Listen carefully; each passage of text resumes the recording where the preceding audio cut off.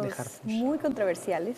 El ministro, que fue presidente ministro, que es TikToker, que es el como cercano a las generaciones más jóvenes. Y bueno, nos cae de sorpresa a muchos su renuncia, ¿no? Sí. ¿Y por qué? Porque nos cae de sorpresa. Yo creo que ha sido bien interesante porque, o sea, hablando un poquito de Saldívar como ministro, creo que ha sido una figura que ha sabido entrar a un público muy complicado como es la generación Z, ¿no?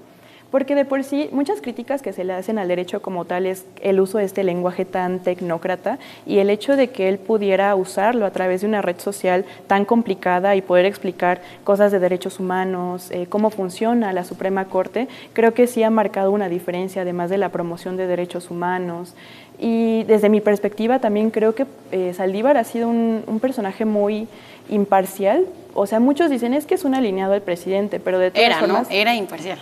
Era. No, lo sigue siendo, porque al fin y al cabo Saldívar ha votado tanto en contra como a favor de pues prioridades que han sido para el proyecto de la Cuarta Transformación. Por ejemplo, militarizar y también ha país. mencionado en su última entrevista que él no está de acuerdo con la elección a los ministros por el voto popular. Si realmente estuviera alineado, pues él diría pero ahora que sí. Se une al proyecto. Sí, o sea, la verdad es que tampoco es como que pueda aspirar a un cargo público. La Constitución, claro, lo dice, que no puede postularse para algo dentro de estos 2 años.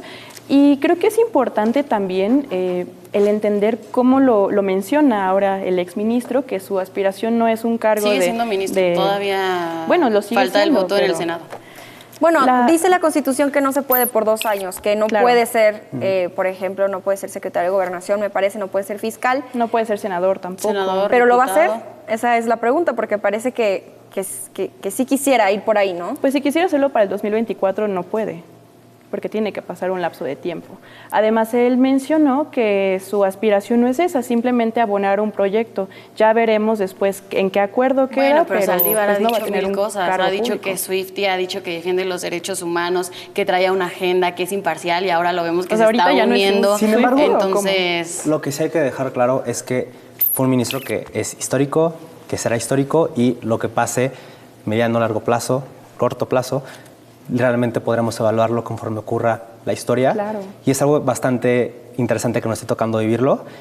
También creo que es importante destacar que concuerdo en que las votaciones, los proyectos que sostiene un ministro o una ministra se tienen que evaluar conforme el razonamiento, conforme la técnica y conforme todo lo que puede brindar que esa decisión tenga legitimidad, porque la legitimidad de las y los ministros depende en gran medida de lo que argumentan.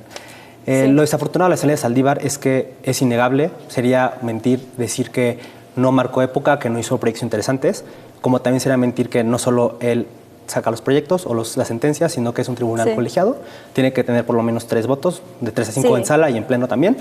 Y lo triste de esta salida, y digo triste porque creo que lastima tanto a la institución como a las estudiantes y estudiantes de Derecho en querer aspirar a un modelo de comunicación específica como la que hizo el ministro.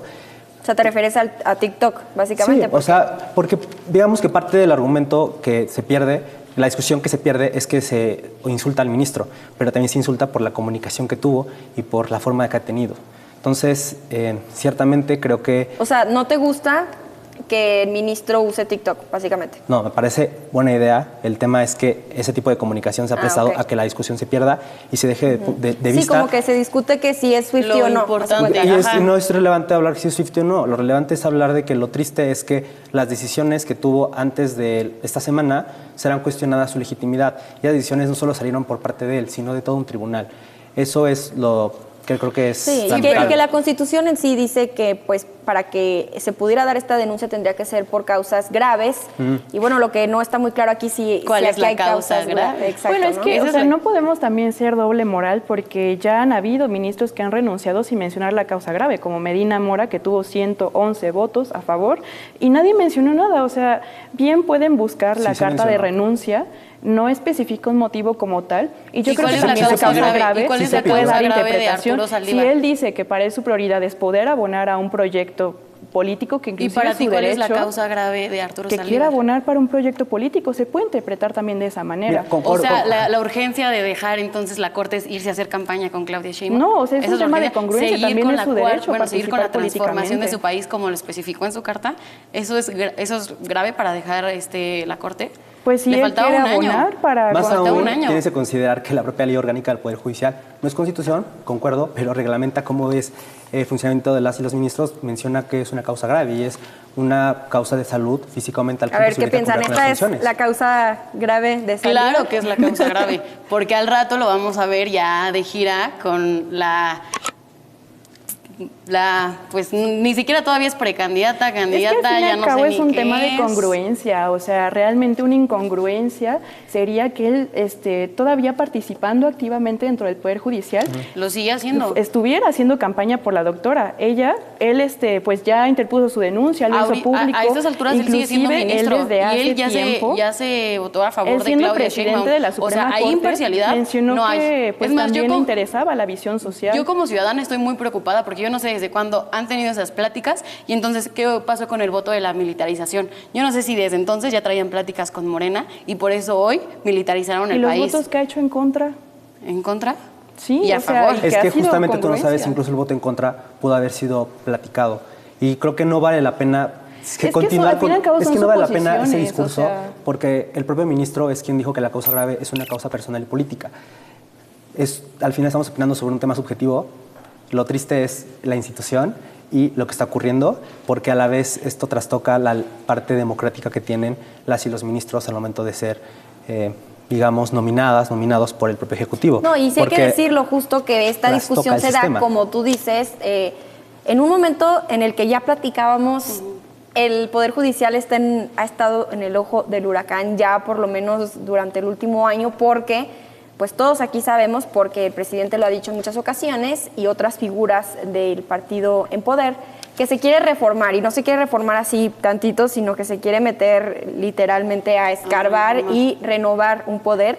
Y entonces ver esto en un ministro parece que vuelve a encender esta conversación, sí. ¿no? Y aparte el hecho de que un ministro como él, que conoce las entrañas del Poder Judicial, también que él mencione que hay cosas con las que no esté de acuerdo, que él no esté de acuerdo, donde él mismo ha estado, y que también señale el tema de los privilegios, es un tema de congruencia, porque si algo se le ha criticado al Poder Judicial ha sido la cantidad de derroche de dinero que ha como los fideicomisos que acaban de desaparecer, claro, que justo que le dan en la torre a los miles de trabajadores, que le dan en la torre a los miles de trabajadores, y otra vez, claro que no, ¿con quién se van? Hasta el ministro ya lo mencionó, no que son el partido del pueblo. Los fideicomisos también son pagados con la propia nómina de las y los trabajadores y se dan en ciertos puestos como que salen son para abonar al patrimonio. Entonces, bueno, esa es una discusión que ya quedó. Pero los hijos de AMLO. Próximamente, independiente de filias o fobias, algo que mencionas que me parece muy interesante es la parte política y quisiera nada más que explicaras por qué consideras que sí es válido que el ministro renuncie.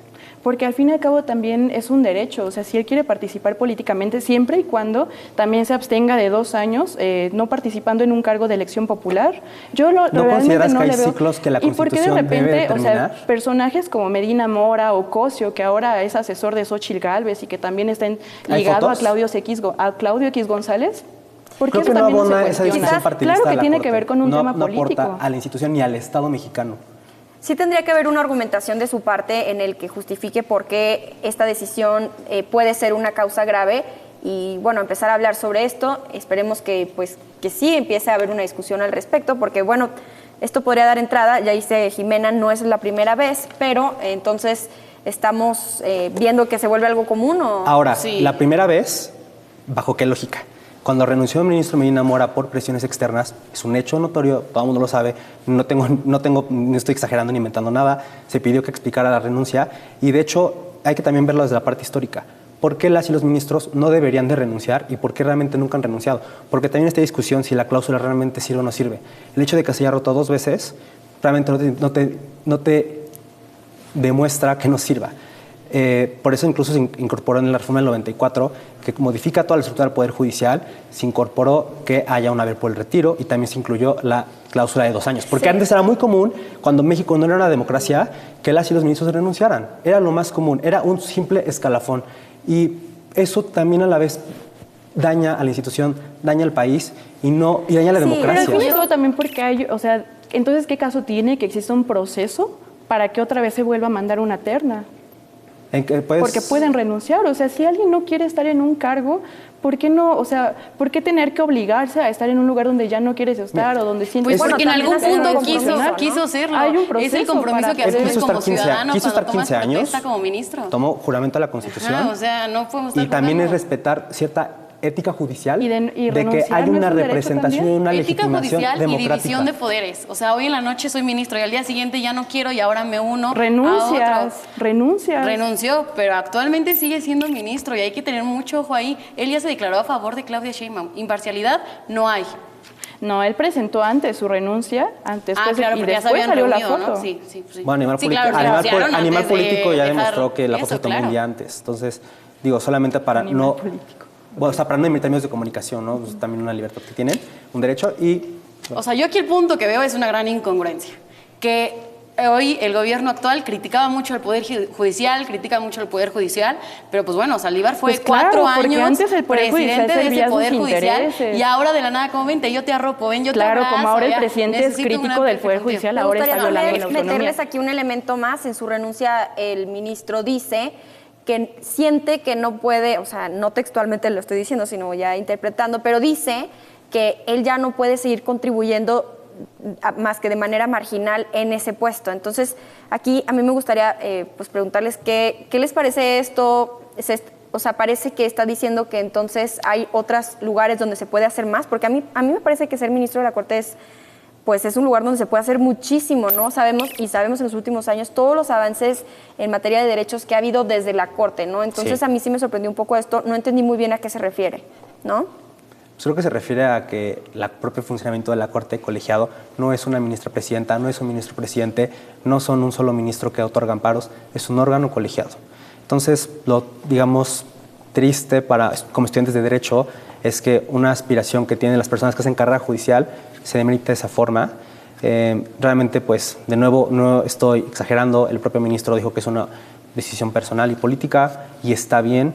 Digamos, diría que está en su derecho en principio, pero pues su derecho fue como está siendo autoridad, porque renuncia como autoridad, no renuncia como ciudadano. Y peor aún, es una cuestión que trastoca procesos democráticos de transición, porque sin la Corte en el 94 no tendríamos las transiciones que hay actualmente e incluso no tendríamos la defensa de derechos, porque en 2008, cuando Felipe Calderón interpuso una acción de inconstitucionalidad, la Corte, que tenía nombramientos panistas, declaró que sí era constitucional que la Ciudad de México pudiera legalizar el aborto. Yo creo que también lo que va a ser muy importante es ver, ya lo hizo, ya renunció, bueno, vamos a ver en los próximos días que se va a dar por hecho, y ya dijo que se va a unir a este proyecto político. ¿Dónde lo vamos a ver en esta nueva etapa del ministro Saldívar, ¿no? Yo creo que el campaña. ministro va a ser muy funcional, como lo dije, alguien que conoce. Pues renuncia el ministro TikToker, ¿no? Ya estuvimos hablando un poquito de esto de lo que implica su renuncia, pero sí creo que es muy importante también hablar de cómo se comunicaba. Ya estábamos hablando un poquito de esto, ¿verdad, Santiago? De cómo, pues sí es algo que cambió muchísimo, porque el Poder Judicial siento que es como el más lejano, ¿no? De las personas, es el más difícil de entender cuando estudiamos. Muchos tecnicismos. Ajá, exacto. También tiene que ver con la propia abogacía. O sea, realmente el Poder Judicial es como el nido abogañil de que tienes que saber las tesis, platicar sobre la Corte casi como si fuera un partido de fútbol. Tiene que ver con la abogacía. Entonces, creo que la discusión también se ha centrado mucho en el problema del Poder Judicial, es conservador. Y está padre usar esos tecnicismos como abogado, pero también creo que nosotros como abogados tenemos esa responsabilidad de que la gente nos entienda, Y es lo o sea, que ha y que hecho la Saldívar ciudadanía con nos Ojalá entienda. debatamos cómo mejorar la abogacía. Pero con También. Saldívar también el tema que fue, y que creo que fue un acierto y que también hay que decirlo, tiene un gran equipo jurídico y de comunicación. La verdad, es un... Y que Bueno, ganan que- bien, ¿eh? Porque le invirtió bien a sus comunicaciones. No voy a- Sí me acuerdo también. Claro, de o sea, cuando- eso también fue que una todos noticia. quisimos ser el community En ese manager. momento Saldívar todos en queríamos los mandar becarios. nuestros CVs y había vacante ahí. Sí, justo les voy a enseñar a nuestro querido ministro, exministro ya. Y he sido muy criticado por eso. A los jóvenes cuando les dices que tienen el derecho a tatuarse y que nadie los puede discriminar por eso los llena de sentido y de entusiasmo. Cuando a las mujeres jóvenes les dices que tienen el derecho a interrumpir su embarazo, eso los llena de confianza en la justicia. Cuando les dices y bueno, a los jóvenes que etcétera, ¿no? Pero justamente ya decíamos, también hay de estos, claro, y también hay pues el ministro Swiftie. Y es parte de lo que también le ayuda a atraer más gente, ¿no? O sea, hizo bien comunicar en sus redes, eso no se va a negar. O sea, le supo llegar a la chaviza, que todos estamos metidos en TikTok porque es una gran red social en la que ahora todos estamos metidos. Le invirtió y le supo comunicar bien. Pero también digo, a ver, yo no soy Swiftie y no me voy a meter mucho a lo mejor en el tema de los Swifties, pero querer encajar en un grupo de la noche a la mañana porque estaba en coyuntura que iba a venir Taylor Swift y decir como yo soy. Bueno, pero le sirvió muchísimo, ¿no? No, Sí. o sea, le sirvió aparte, muchísimo. Pues, si le gusta, digo, ¿cuál es el problema? Bueno, o sea, creo Bueno, ¿le gustará realmente o no? También es la pregunta, No, o sea, ¿no? yo no Pero, critico pues, que le ha salido le bien. gusta o no, yo critico esa, o sea, que fue una buena estrategia querer encajar con la juventud de México en eso de, ay, ahora sí. Coincido en algo en la estrategia. Sí es importante porque hay desinformación, Claro. hay ataque a los medios de comunicación y hay un tema de ataque sistemático a la Corte bajo desinformar a la población. Y creo ¿De que parte de quién, este ataque? De parte de personas que quieren politizarla, o ni siquiera diría politizarla, peor aún, que tenga tintes o matices políticos partidistas más bien.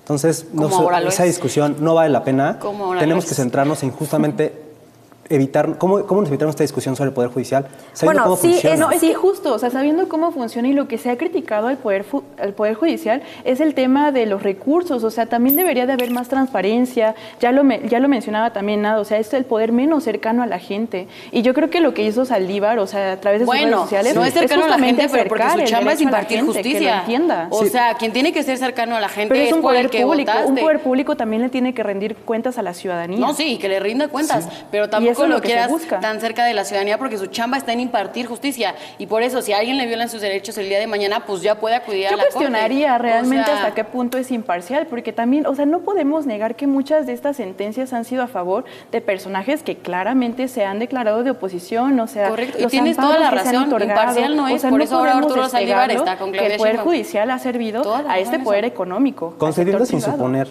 que no es imparcial, aunque A ver, no qué lo fuera, casualidad deberíamos también que la aspirar a ministra esa Piña imparcialidad. le Porque los otorga un argumentos... amparo a la esposa de García Luna el mismo día que sentencian a su esposo para que Te pueda pregunto, hacer ¿tú que uso estudias de Derecho, los recursos Piña otorga amparos? que han sido, ¿Sola?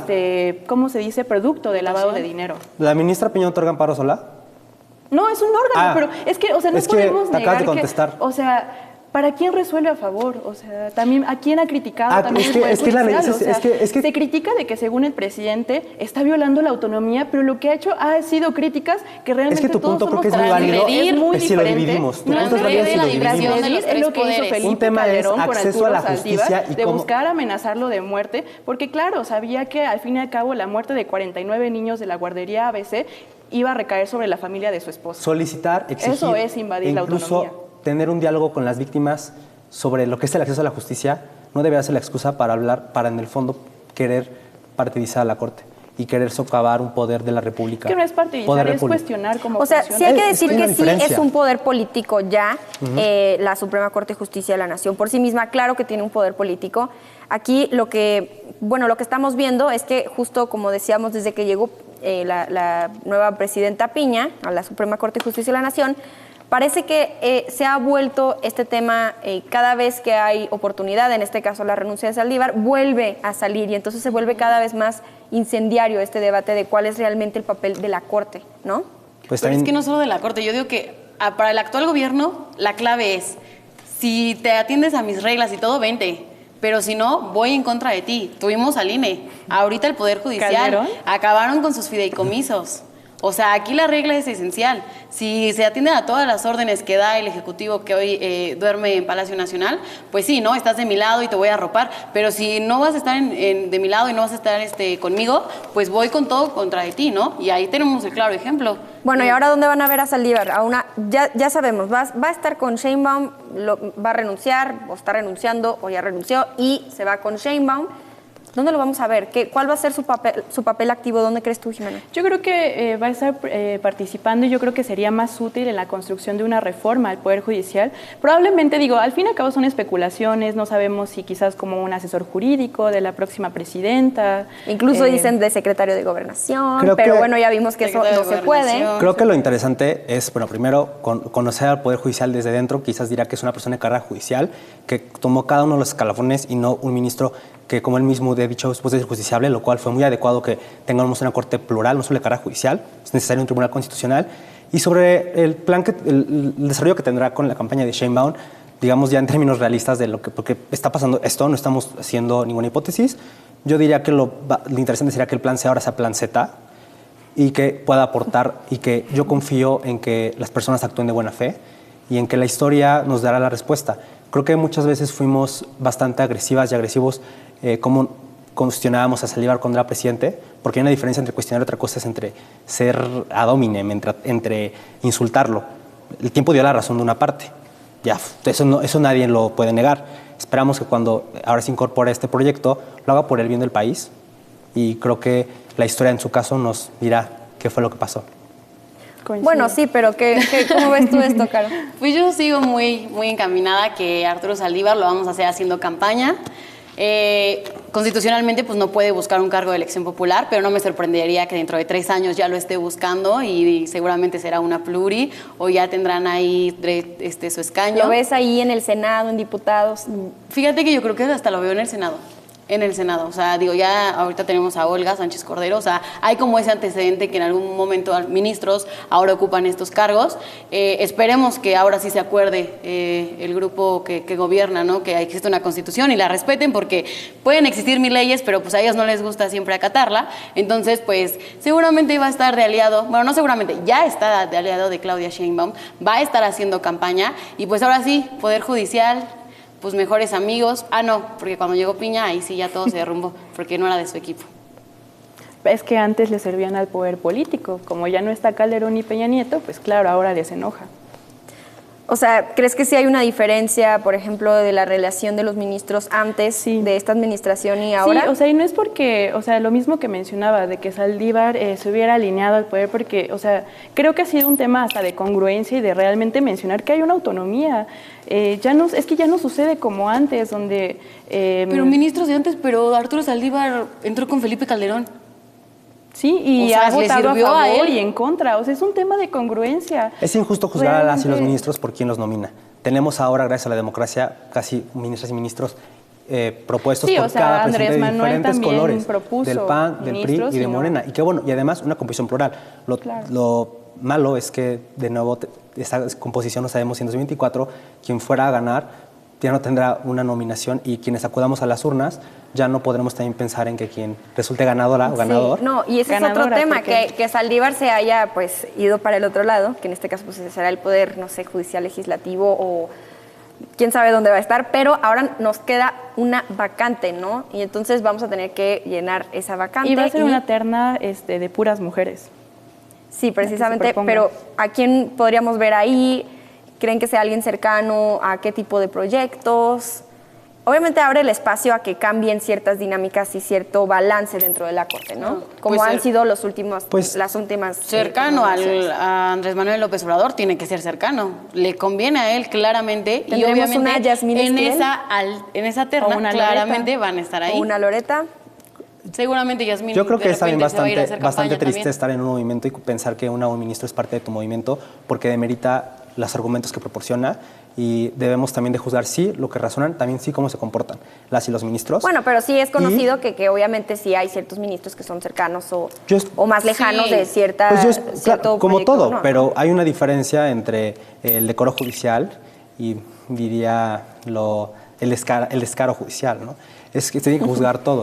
Ahora, yo esperaría que sea el momento en el que el presidente pueda proporcionar un mensaje de unidad, de armonía entre poderes y hacer una propuesta que sea de carrera judicial dentro del Poder Judicial Federal. No he hecho ningún nombramiento de este tipo. Justo, ya en 2024 van de salida, y también porque esto manda un mensaje a todas las personas que forman parte de una institución y que sepan que desde que ingresan pueden incluso algún día ser ministro o ministro, o incluso de sociedad civil o de academia, que sería bastante interesante, porque no litigante, pero sea un perfil imparcial y que cumpla su función por el bienestar de la población y de los derechos humanos. No, y también, pues eso sí, si gana Sheinbaum, sabemos que va a estar por ahí, pero si no, ¿dónde va a estar? Pues eso quizás ya no es tan claro, y pues bueno, todo puede cambiar. En unos pocos años ha cambiado muchísimas cosas, en los próximos años también pueden cambiar muchísimas cosas, y muchos de los jugadores están pues ya viendo qué va a pasar con ellos en 2024, sabemos que van a cambiar muchísimas cosas, y bueno, pues Saldívar es uno de estos pues, jugadores, si lo vemos así, el tablero político.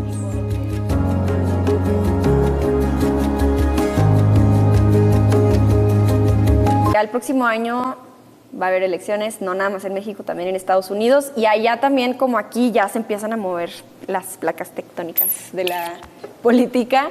Y bueno, ayer vimos este debate de los candidatos republicanos, bueno, aspirantes a candidatos republicanos, y yo estoy bien sorprendida, no sé ustedes cómo lo vieron, qué sintieron al ver todas estas figuras súper republicanas, súper de derecha, ¿cómo lo vieron? Pues como cada 12 años coinciden las elecciones en México y en Estados Unidos. Así es. Pues igual, sorprendido ante estas figuras. Sin duda, el gran ausente es Donald Trump, pero sigue siendo el gran protagonista del debate. Literal. No está, pero todo sobre él, ¿no? No, sin duda. Y además, o sea, los propios moderadores inician preguntándoles a las candidaturas, si no eres tú, o sea, literal, si no la eres primera Trump, pregunta. ¿por qué debería ser tú? Entonces, pues ahí están varias discusiones. Ramaswamy diciendo el Partido Republicano está podrido, Nikki Haley diciendo no, yo debería ser porque necesitamos liderazgos, e incluso Tim Scott, el senador de Carolina del Sur, creo, diciendo no, el gran problema es que no creemos lo suficiente, estamos perdiendo los valores judio-cristianos, necesitamos más fe. Muy republicano. Sí, estamos hablando ya de religión, o sea, que, bueno, en Estados Unidos sabemos que sí hay un tema ahí cristiano muy fuerte, pero estamos viendo que temas que antes quizás muchos políticos no se atreverían a decir sus opiniones en voz alta, ahora parece ya algo totalmente normal decir, por ejemplo, que maten a las personas que trafican fentanilo. Claro. ¿Qué está pasando? Los discursos ¿no? están llenos de odio. Sí. Entonces, Estados Unidos sigue manteniendo este discurso tanto de odio como también paternalista, ¿no? Porque todos los discursos que escuchábamos era para proteger a las familias estadounidenses. ¿Pero protegerlas de qué? O sea, Estados Unidos sigue siendo como su propio enemigo y sigue cargando pues muchas consecuencias a su propia población, ¿no? Entonces está la inflación, están las leyes antimigrantes, como lo veíamos con Ron DeSantis, que él es el gobernador de Florida y hace unos meses promovió la ley antimigrantes, ¿no? Cuando Florida básicamente se está manteniendo de migrantes. Entonces, ¿qué está pasando con toda esta población estadounidense que también está viviendo como de todo este trabajo migrante? Sí, y hay que decirlo, de todos los temas sabidos y por haber que se trataron en el debate, las respuestas que vimos fueron radicales. O sea, la menos radical me pareció en algunas cosas Nikki Haley, pero aún así era algo radical, ¿no? O sea... Sí, totalmente. Y creo que al ver el debate desde México, pues uno pone atención sobre todo a las implicaciones que tienen las posiciones dentro del Partido Republicano para México, ¿no? Por la cercanía, por la densidad de los lazos entre los dos países. Y a mí me llamó muchísimo la atención que yo creo que el 60% del debate se enfocó en la política exterior, ¿no? O sea, México siendo también, no hubo una referencia directa a México, pero... México, China, Irán, Israel, claro. Taiwán, Ucrania, Rusia. Sí, y el enfoque muy diferenciado, por ejemplo, entre Ucrania e Israel. Vemos, por ejemplo, cómo es que los participantes en el debate sí tenían un apoyo, o sea, sí tenían una posición de apoyo a Israel, pero con Ucrania ya empezamos a ver estas vacilaciones, ¿no? Que son muy interesantes. Vemos a un Ron DeSantis que esquivó la pregunta diciendo, bueno, pero yo creo que lo importante es reforzar nuestra frontera sur, porque por ahí están pasando terroristas. O sea, creo que yo, si sí me da un poco de miedo que se empiece a utilizar la palabra terrorista en la frontera sur de Estados Unidos, ¿no? Claro. No, el propio Ramaswamy, que es el que decía, tenía posiciones bastante tibias respecto a Ucrania, ¿no? De que no tenemos que financiar esa guerra, e incluso hablaba como de las otras intervenciones estadounidenses, diciéndole a Nikki Haley, tú eres como Dick Cheney, pero con tacones de 3 centímetros. Entonces, súper misógino, ese tipo. Y justo así al aire, o sea... Totalmente, pues... Sin vergüenza de decir... Los valores republicanos, al final de cuentas. Claro. Y el propio Ramaswamy diciendo, hay que protegernos de lo que él dice, los terroristas de la frontera sur de Hamas, pero también hay que protegernos de los terroristas de la frontera sur de México. Y como dices, enmarcar lo que sucede en México como el narcotráfico y, digamos, el asunto del fentanilo como terrorismo. O sea, es un cambio lógico muy, muy... terrible, o sea... Justo, y de hecho, me recuerdas uno de los temas que también me parecieron... O sea, bueno, esto es una opinión obviamente de Trump, pero es un tema que también se llevó en este debate, o sea, no nada más Trump lo dice, sino ya parece como una postura que se mueve en el Partido Republicano como un poquito más, un poquito menos, pero este es como el estándar, ¿no? Trump diciendo algo como esto. Ay. Hamas sympathizers on college campuses. The college campuses are being taken over. And all of the resident aliens who joined in the pro-jihadist protest this month, nobody's ever seen anything like it. Come 2025, we will find you and we will deport you. We will deport you.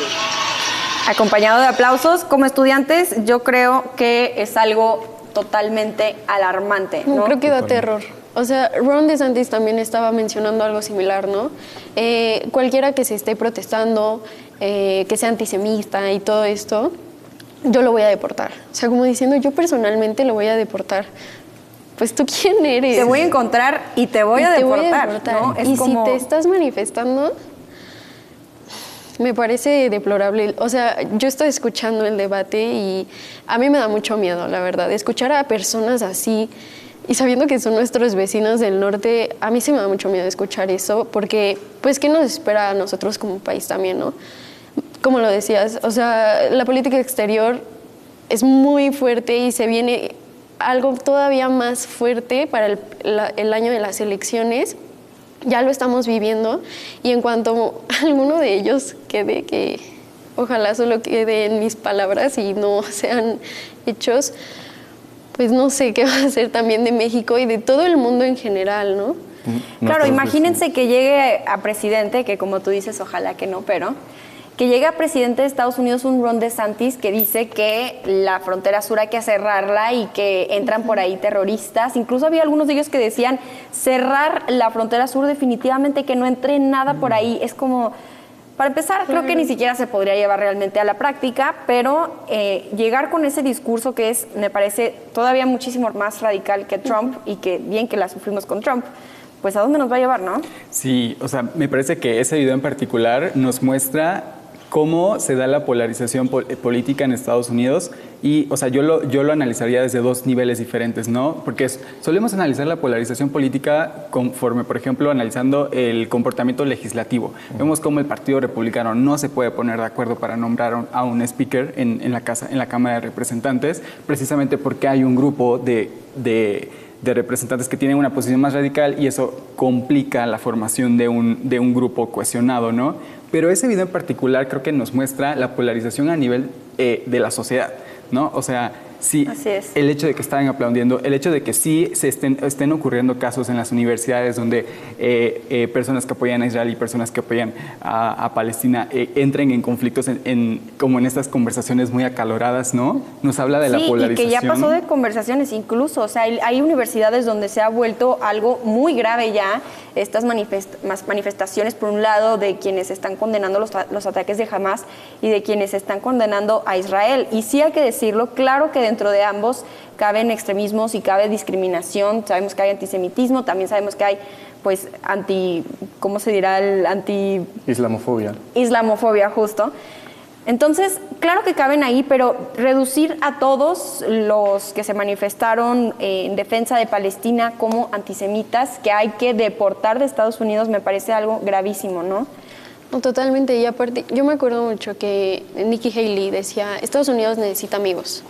después de lo del 9/11, Estados Unidos necesita amigos. Pero lo único que están haciendo es pues encerrarse en su propio territorio, ¿no? Vamos a cerrar fronteras, vamos a deportar, o sea, no están permitiendo como este intercambio que pues claro que se da pues a nivel de cooperación internacional, ¿no? Entonces es como muy ilógico porque pues entonces, ¿qué es lo que quiere Estados Unidos? Sí. Y son figuras fuertes, ¿no? O sea, los que estamos viendo en este debate son figuras fuertes y bueno, no estamos viendo como nuevas figuras demócratas que estén creciendo con la misma fuerza, que un Ron DeSantis, que en su momento Greg Abbott ya no está, pero también sabemos que es un político muy fuerte. Entonces, ¿dónde están los demócratas en toda esta conversación, no? Pues sí, o sea, se está perdiendo el ala moderada del Partido Republicano. O sea, tenemos a un Mitt Romney que ya renunció al Senado, a la senadora de Alaska, Lisa Murkowski, que estuvo a punto de perder su elección. Y como nos muestras en el video, pues a lo largo de toda la temporada de 2016 al 2023, hemos visto como, por ejemplo, en las noticias, los paneles de discusión, digamos, tenemos a nuestro comentarista demócrata, a nuestro comentarista republicano y a nuestro comentarista trumpista. Entonces, pues se mueve esto, lo que le llaman la ventana de Overton, para decir, ahora el punto medio es el republicanismo, porque ni modo que no lleguemos a los extremos de Trump. Entonces, este video también me recuerda mucho es lógico con posiciones como la de Vivek Ramaswamy, que dice, tenemos que elevar la edad mínima de votación a 25 años. Coherente porque las personas jóvenes de entre 18 a 24 años son quienes más votan por el Partido Demócrata. Entonces quieren perder o dejar de lado ese electorado para concentrarse en justo las clases rurales blancas que están en el centro de Estados Unidos y poder tener ese electorado ya en la bolsa. Y digamos, los demócratas pues también tienen este conflicto de, ok, vamos a continuar con Biden, aun cuando quien sea que gane la elección, sea Biden o Trump, van a ser los presidentes más longevos en la historia de Estados Unidos.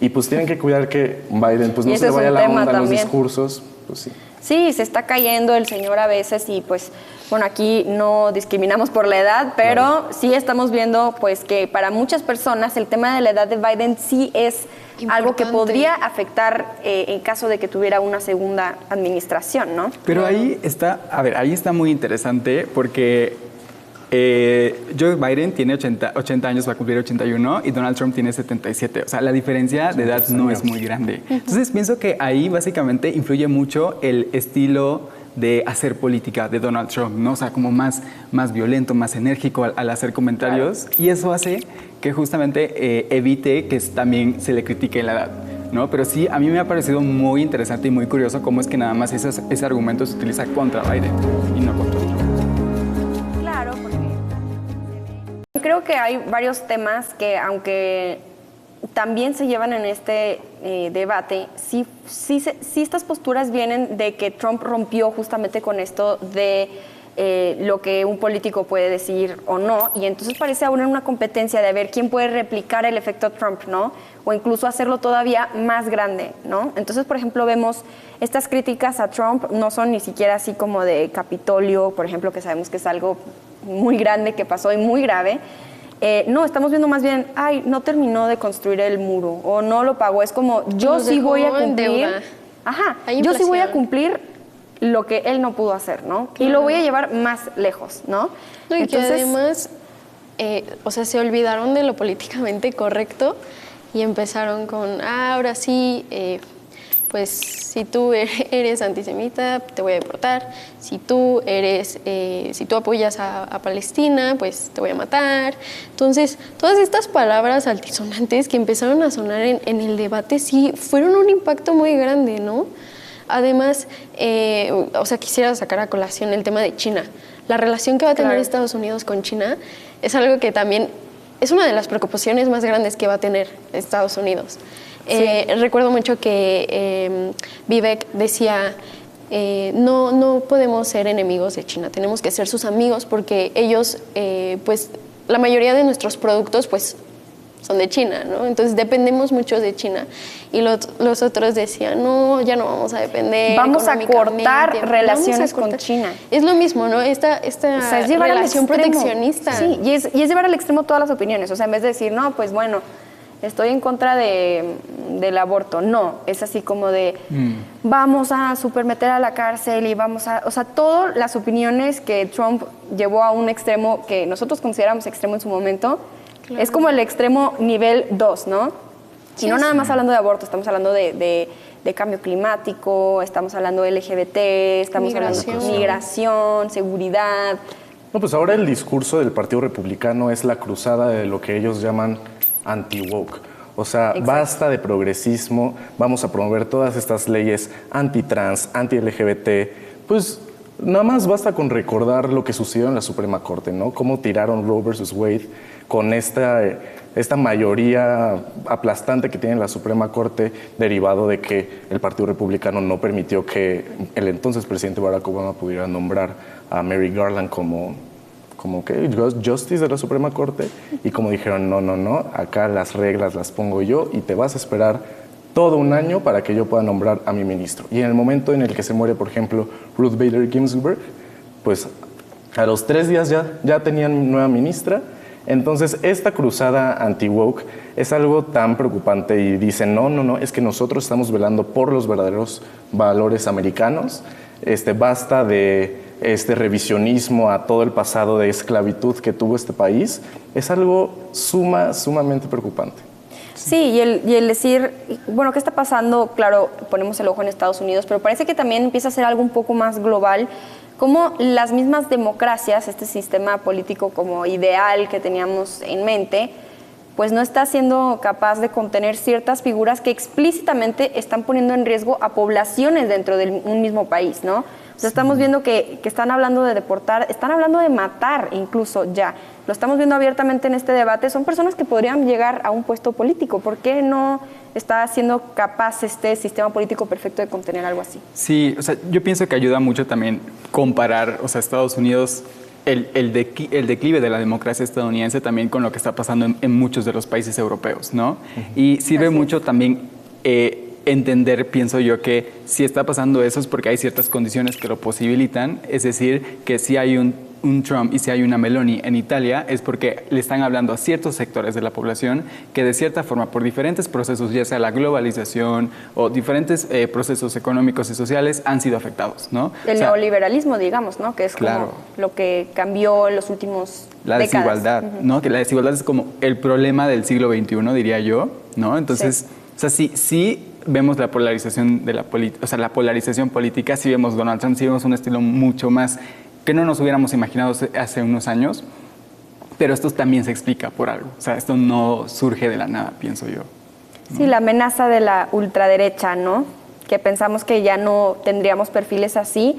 Y bueno, aquí estamos hablando en Estados Unidos de, bueno, siempre los mexicanos, ¿no? Que es el típico tema de los republicanos, de donde se agarran para sacar los votos, pues literal el odio a los mexicanos, básicamente, no hay otra forma de decirlo. Y bueno, en Europa son otras cosas también, estamos viendo también migrantes, o sea, estamos viendo que sí es algo global, pero que al mismo tiempo quizás no se está prestando la atención suficiente, ¿no? A ver, en México también tenemos ya ciertas figuras de ultraderecha, ¿no?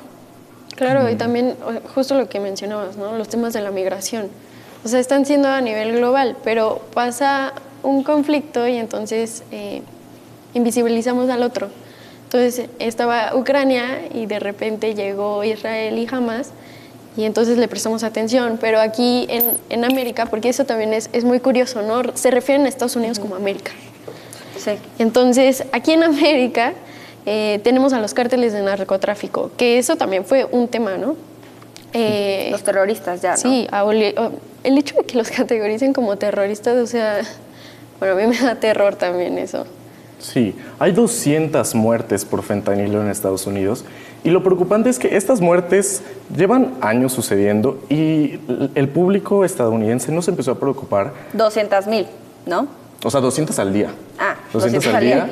Sí, Entonces, yo creo que ya se acerca el top. En los últimos años, sí, creo que en un año solamente más de 100,000, ¿no? Sí, no, sin duda. Y además, o sea, esta preocupación, o sea, inexistente por las clases trabajadoras y la gente de estratos socioeconómicos bajos que moría por estas adicciones, que también fueron creadas por las grandes farmacéuticas que en su momento vendieron oxicotina, pero ahora se empiezan a preocupar porque los muchachos blancos de las clases urbanas pues les empezaron a meter fentanilo en sus porros y pues hasta este momento pues no hay un esfuerzo bilateral por tener una agenda de seguridad que se preocupe por el fentanilo no solo como un tema de salud pública, que lo es, sino como un tema de seguridad. Sí, justo no estamos viendo a los republicanos en el debate hablando de reducción de daños, brincos diéramos literal, sino que estamos viendo que es como, ok, cerrar la frontera sur, cuando ellos mismos saben que así no se va a solucionar el problema, porque saben, muchos de ellos son economistas, tienen un equipo de economistas detrás, saben que ahí está la demanda y entonces Claro. cerrar la frontera no cambia absolutamente nada. Y además se adueñaron de varias historias. O sea, hablaban de fentanilo y no, a mí se me acercó un padre. Entonces, caer en toda esa revictimización y usar esas historias pues sí, de familias estadounidenses para lucrar con ellas y ganar votos, a mí se me hace deplorable. Además de que culpaban a México de todo, ¿no? De que, bueno, es producto chino, pero aquí se fabricaba y se transportaba hacia Estados Unidos. Pero bueno, esto de cerrar las fronteras, pues es una incoherencia total. Es otra vez cerrar toda su economía y nada más, pues no sé, ¿qué quieren? ¿Comercializar con pura Europa? No se puede. México Claro que es no. su principal socio comercial. Bueno, al menos es uno de sus principales socios comerciales. Eso no se puede, pero sabemos que están siendo utilizadas justamente porque es políticamente redituable, porque va a llevar a la gente a votar por el Ron DeSantis, etcétera, ¿no? Sí. Y no sé ustedes qué opinen, pero a mí me pareció muy curioso también que el tema del aborto no haya sido desarrollado de forma tan extensa en el debate, ¿no? Porque justamente, o sea, tú mencionabas Roe versus Wade y creo que en las elecciones que vamos a ver el próximo año, ese va a ser un gran tema, ¿no? Vemos como el martes hubo en Ohio que se aprobó una enmienda constitucional de ese estado precisamente para proteger los derechos reproductivos. Vemos también cómo incluso los demócratas están aprovechando del hecho de que buena parte de la población estadounidense apoya el aborto, ¿no? Entonces, también creo que en la legislatura de Virginia hubo una victoria importante para los demócratas. En el estado de Kentucky se reeligió el gobernador. Se reeligió el gobernador en un estado que es eminentemente republicano en las cámaras, ¿no? Y justamente utilizó la bandera del aborto para obtener esa victoria. Creo que fue Nikki Haley la que dijo, yo soy pro vida, pero no juzgo a quien sea pro choice. Entonces, pero tampoco quiero que los pro-choice me juzguen a mí por ser Claro. perdida. Y ella decía, no, pero... Muy tibia, la verdad. Sí. Y decía, queda en la decisión de las personas. Entonces, las personas tienen que decidir en su estado. Pero también hablan de, no hay que dividir a Estados Unidos, pero pues eso están haciendo a través de sus discursos, ¿no? Y se divide incluso en temas tan sociales como el aborto, ¿no? Unos son pro vida y otros pro choice, y ahí se divide Estados Unidos completamente también, y la política que ellos manejan. Pero eso que hizo Nikki Haley, pienso yo que le sirve al Partido Republicano, porque, Totalmente. porque se posiciona de manera ambigua, porque sabe que posicionarse muy en contra del aborto, que es lo que están haciendo. Es que 2/3 de la población están a favor de los derechos reproductivos, entonces no pueden perder ese electorado. Sí. De que quizás por ahí no es, y bueno, ella es mujer, ¿no? Entonces, si ella quiere apostar a un voto femenino de las mujeres republicanas, pues quizás esa es su apuesta, ¿no? Quizás no perder a quienes sí son republicanas, pero un poco más moderadas. Sí, claro. Y fueron las mujeres republicanas quienes el año pasado, en varios referéndums, o sea, no permitieron que las legislaciones antiaborto llegaran a sus cámaras. Sí, pero bueno, aquí la amenaza más grande que estamos viendo, obviamente, es ver cómo sí está creciendo un movimiento de ultraderecha, no nada más en Estados Unidos, sino en muchas partes del mundo. Y bueno, con Roe versus Wade ya vimos el ejemplo perfecto. Los derechos, las luchas por los derechos que han sido ganadas en los últimos años pueden ser revertidos. Vemos el Roe versus Wade, podemos ver ejemplos similares próximamente, vemos que también en la Corte se quieren discutir otros temas. Y si se logra ahí, entonces pues es una señal de alerta para todo el resto de los países, ¿no? También en México, bueno, lo que hemos ganado, que ha costado décadas que ganemos, ¿está en peligro también?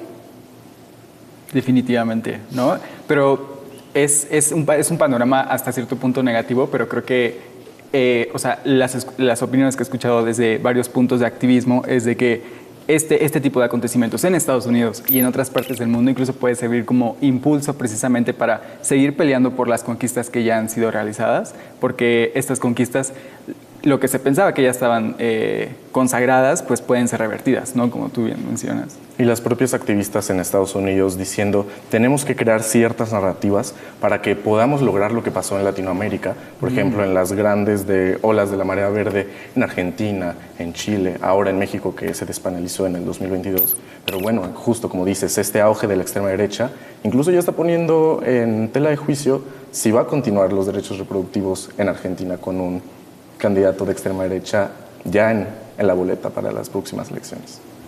Así es. Sí, claro, es volver a caer en el silenciamiento de las mujeres, ¿no? En esta ultraderecha es, pues, reprime, más que nada. Entonces, creo que para México le toca una lucha todavía más fuerte, ¿no? A pesar de que sí se ha avanzado en todo esto, con todo lo que viene en Estados Unidos y que México siempre es un tema clave, pues creo que nos toca luchar el doble o el triple otra vez.